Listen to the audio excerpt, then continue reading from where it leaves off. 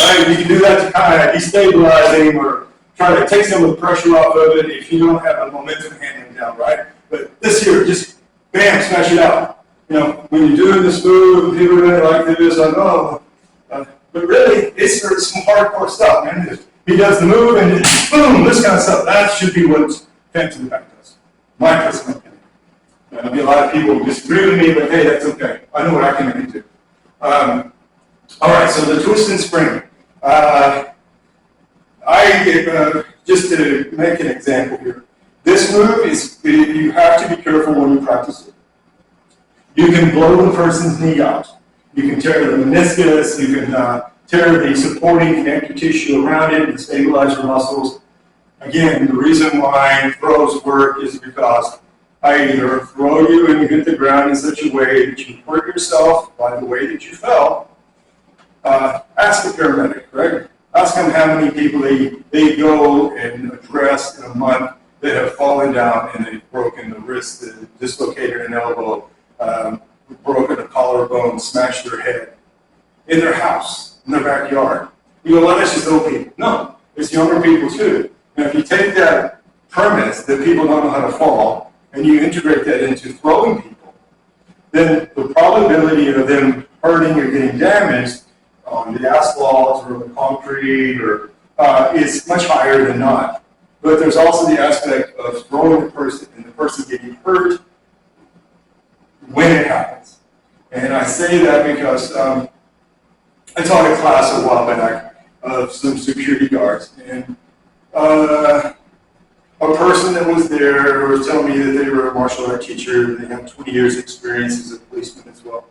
And so I do this entire class, right? And, almost 3 hours. And at the very last, the last throw I'm going to show is this twist and spring, because to me it's a great throw for a policeman or a security guard. Again, you're contending with a person and they start getting aggressive and you dump and drop, or down pulling, or you twist and you knock the leg out. This guy though, and I don't think he did it intentionally. Nobody wants to damage their knee intentionally, right? But he second guessed the throw, meaning he thought that he was going to go this way, when in reality he went this way and he made an arc, was what was going to happen with the throw. And so he tried to throw himself without really understanding the energy of the throw. And so in doing that, he twisted on this knee and damaged his meniscus very badly, to the point where he could literally set him down and pull the lower portion of the leg out about that far. So everything was damaged. So anyway, don't take doing throws lightly. You start learning them and it's fun and you think, this stuff's no big deal. But you're learning how to fall and how to regulate as you're doing it. The average person that doesn't do falls or throws on a regular basis, you can get hurt. And if you're practicing for the first time, take your time with your partner. So that being said, we're back here, right? And I'm like this, and I go from the rub, and then as I break it through, like I did my Steven stance right away, right? So we do those two parts again. I went 1, E, stance, I do my Steven stance, and then look, my toe is going to point toward Zach's heel. Okay, we'll go back to there again. So it's 1, 2, and then I'm going to lift. I pull the leg up and out. And when I do this, I'm going to pull his arm under, and I'm going to push back on his head. So I'm kind of rolling his head like a steering wheel as I lift up on the leg. See, he's on the one leg, right? So I pull this way. Makes sense? So he goes out, and then he goes under. But you have to go with this. If you don't know how to throw yourself well, and you get into a bind like this with your knee, immediately squat and fall. Meaning, like, if I go to do this with Zach, and I'm not going to do the whole piece, right? He does this, he does the Steven stance, and he lifts the leg. Yeah, and when he does this, look, if I feel like I'm going to fall over, I'm going to put all this in here, immediately just squat so you can fall to your side. And what the difference between leg lifting and twist and spring, I want to do it this way. Zach's facing like this, right? Put this way forward. So if I'm doing twist and spring, my toe is going to point to Zach's heel, like this, right? And I lift your leg close as I do this, so it will point this way. If I was going to do inner leg lifting, the heel will face to Zach's heel, and I would be pointing this way. If you try to do twist and spring this way, you won't get the mobility in the hip. You know, you would be like this versus being like this, right? If you were trying to go that way, it works great. So again, he puts this leg forward, and I rub, sketch, lift, right? And I would pull him under. If he does it to me, so up toward the ball of the foot again. Yeah? Remember trying? Yeah, like this. He pushes it, step back, steals, here. Yeah. Lift. Yeah. All right. So like this. All right, so we're here, and rub it, and lift off to the side. So this throw here is a little confusing because it's facing you. I'm like this with Zach. Like, can you get this before? Yes. So look, I'm always like this with him with this throw. A lot of throws, when you do the stealing stance, they move in like this. They're moving to the inside. This particular one, I'm coming across, and then I'm lifting out to the side. So let's try it over here. As you, I want to say this too, like, as most people that learn Shuai, they're learning, and this is based on the teacher, they're learning a series of throws and movements that benefit them as a person. And that's what you want to do. You want to take this whole big thing that is Shuai, and you want to pick and choose these particular throws and combinations and counters. You've got the forms and the Tao for your balance, and you've got these apparatus to strengthen the body, all of that stuff, right? It's a lot of effort. Zach has been teaching people for the last year and a half or 2 years, I think.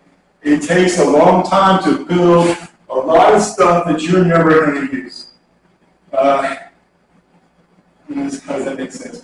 If you're going to coach people, like in the beginning when you do Shuai, you are learning specifically for you. When you get your blue belt, your black belt, you keep moving. But you've got to start learning stuff for the guy that's 6'5" and 280 pounds. You got to learn for the guy that's 5'3" and 125. If you're, 5'10" and 180, whatever it is. And you have to be able to coach that stuff. And that takes a while to develop, just like with any other thing. So actually, I think it's more complex with Shuai, because as you're learning that stuff, you have to look at your own physical limitations. It's very challenging. And like our Sifu says, it's when you start doing this stuff, you're very honest, and then later you become dishonest. And he doesn't mean, he's not talking about your character per se, right? He's talking about, in the beginning, you're just going to randomly just go in and attack the guy, and you're not going to really, have any strategy. And then as you develop your strategy, you get more tactical, and you don't just put everything out there, right? So that's like a learning curve with Shuai. Also with Shuai, you have to become honest in this way about your things, right?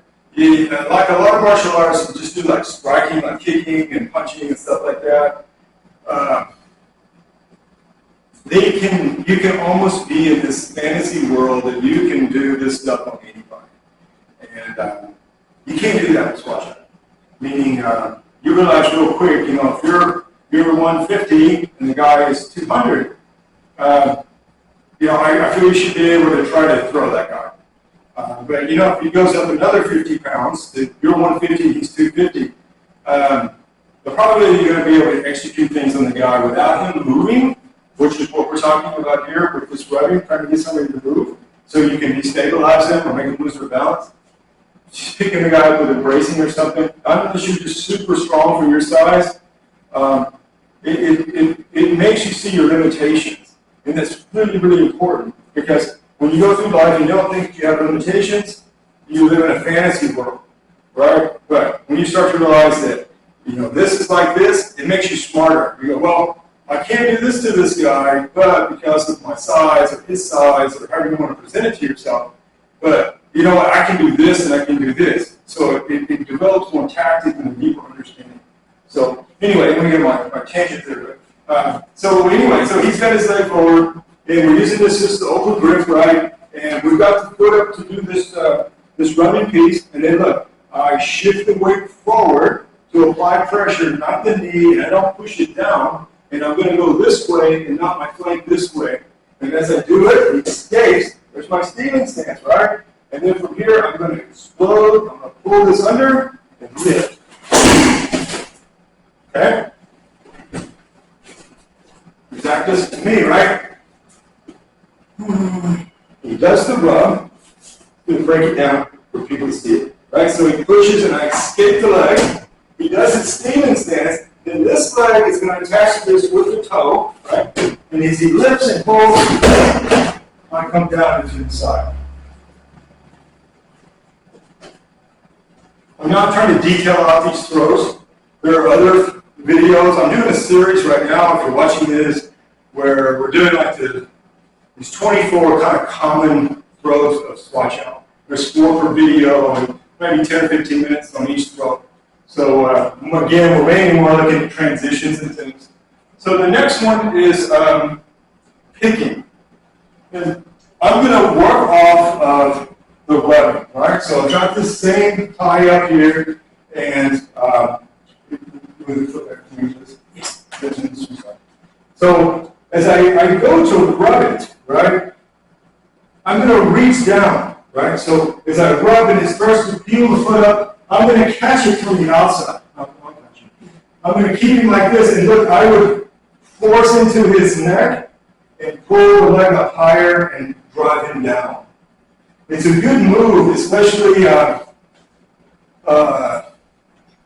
it's not a good move if you're 6'6", but if you're 5'7" or 5'8", 5'6", great move, right? He's right here, you can pick the guy up. A lot harder for a big dude, he's got to try to do like that, right? Again, the more you learn about the throws, and those throws are great for this guy. Now, even though the guy's 250, and the average person is 180, right? We'll say 175. Okay, we can change the dynamics, right? The guy is 250, and he's fighting the guy is 350. Yes, he's going to have to be able to get the guy to move. So I don't want you to think that it's one-sided. Everybody should learn footwork. Everybody should learn how to address these different issues. So anyway, he goes to do the move to me, right? He rubs it, and he's going to reach down and grab the if he grabs the foot like that, though, it's going to be harder for him to control it, right? If you do it this way, he can push weight into the leg easier. If I turn it sideways, though, like this more, then it's very hard for him to put any weight into this leg.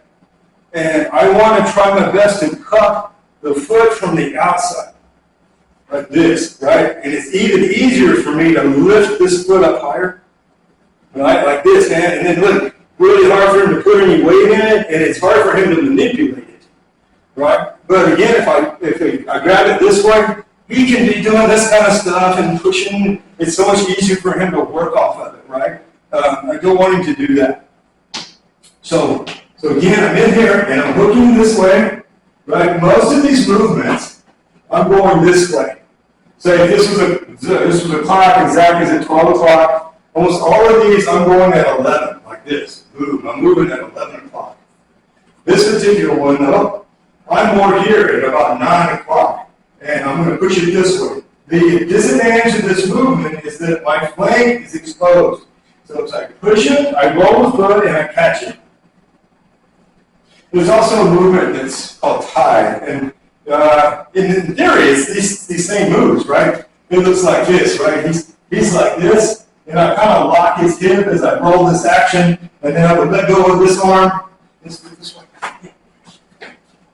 I would be like this, And as I force this down, I'm still pushing against this. It kind of locks his hip. And I would release this, keep pushing here and catch this. And I keep pushing with this.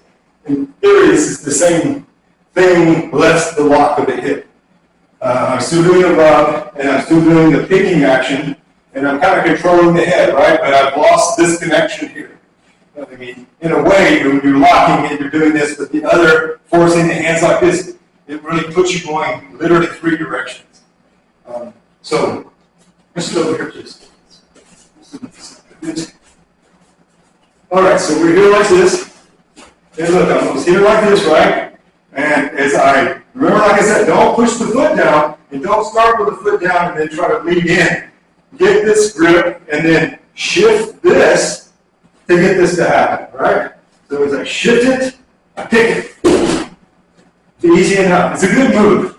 But like I say, he's grabbed my head. You know, say it's some kind of a street situation. It's a great move to be able to come down on the guy or something. At least maybe he can get you free. Let's go to the. So we're going to go to leg seizing. Leg seizing is usually used as a precursor to other things. And so we're going to use rubbing as a precursor to leg seizing, and then we can use leg seizing as a precursor to inner leg hooking or leg blocking or spinning leg blocking or leg lifting by itself. You can do it. Just like this rubbing, right? Let's do it this way so they can see the action.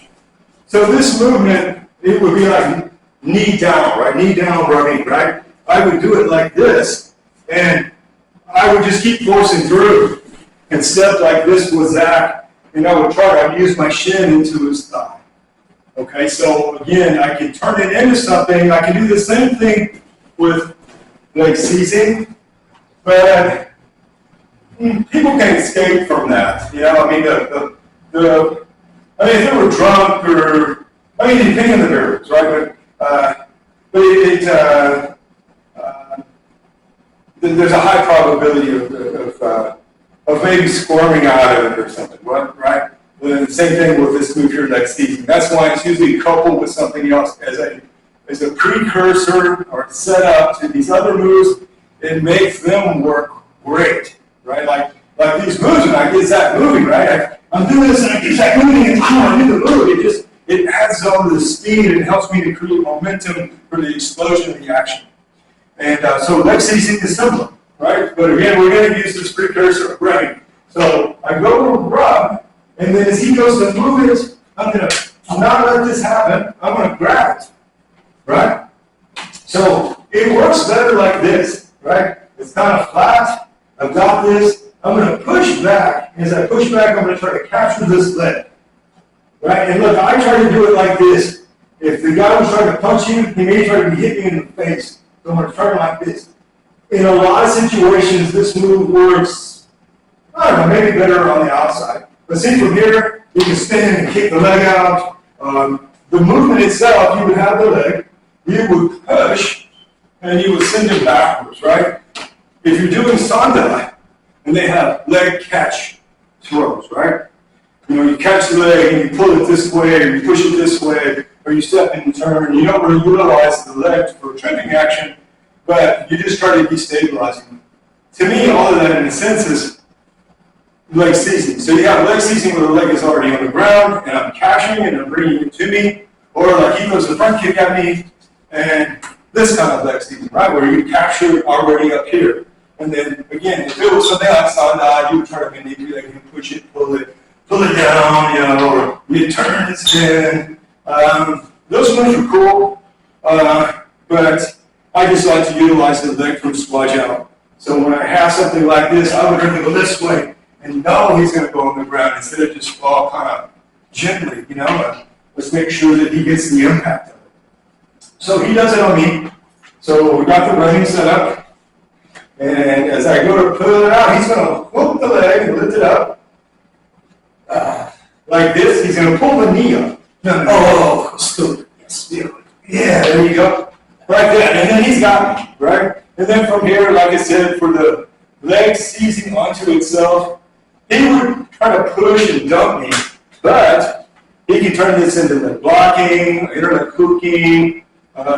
This is the two core movements, either in a linear line or in a spin. I like to use the spin because it reduces the distance between me and him, and also too, it keeps him from trying to push me, right? So he turns and it'll send you kind of out, right? Like instead of you staying up here, right, and he has to force me back with his hand to do the hook. If he spins, my body will start to turn like this, right? He's got the leg, and as he goes to turn, see, look, my body will rotate out. So, anyway, that's all for other stuff. So if we do it over here on the mat, he comes closer, and again, like I said, we're just using this to have an attachment to the gut, right? So I'm here, and as I go to rub, I pick it up, right? And if I can, I would grab his heel, and I'm going to push this leg toward this shoulder. I'm going to push him first. He's going to fall on this side. So as I push, I try to turn him over to the side. It's a very practical, simple move. Where may I use it? I don't know. I mean, if you say it's somebody that's just, it's somebody you don't want to hurt. You know, I would just used to push them off, right? Just to push them away from you. They threw some kind of kick at you. There's somebody you know, maybe they're drunk or something. He throws a kick at you, please.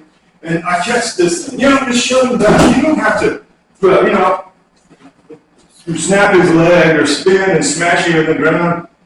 Sometimes people get they get mad, right? They get kind of out of their normal personality, right? We don't want to hurt those kind of people. We want to be good to them. Let's see.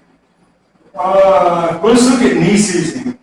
Now, I like to use knee seizing with 2 rubs or with a fake and then the other side. And so knee seizing is a good one to use for this. Or to me, it is. Again, as a Chiao practitioner, you're going to create your own tree. And you got this thing that you started with, and then you go counters and combinations. This is how you kicks and punches with this thing, and you keep expanding this thing. And the job of the teacher is to teach people how to build their own thing. And they end up making their own thing. But again, we have you as a teacher have to keep expanding your base so that you can share more knowledge. And it's to the point even where a lot of this stuff it may not be even interest to you, but for the longevity of Chiao, you need to learn that material to be able to share it to other people that are different than yourself. And so with this move, I really like it. So say I'm in here and I do the rub, and he goes to escape, and he says, I'm gonna go like I'm going for his leg. So he even steps back forward more from me, right? So I'll go like this, and I'll go like this, and then I'll catch this one, and I try to shove him back. You can do this 2 rubs with this too, right? Like so, like I go rub, and he steps in, rub, and then I go for this one, and I go for this one. Again, the bigger the person, the more I've got to get him to move. You think, but no. Even a small, like, real crafty person, and they're mobile, I've got to change his timing, right? And so I need to attack him in such a way that I've changed how he can move, even a nimble guy. If I can do that to him, I can control his speed. The big guy, I can control his mass. If I can get it moving, then I can use it to my advantage. It's kind of strange, but the more you think of it like that and you investigate those things and you practice them, your skill level goes up. The unfortunate thing is that a lot of times that it takes you years to grasp these concepts, and then physically you have become older, but your understanding has become better. It's a crux of martial arts in general. So, but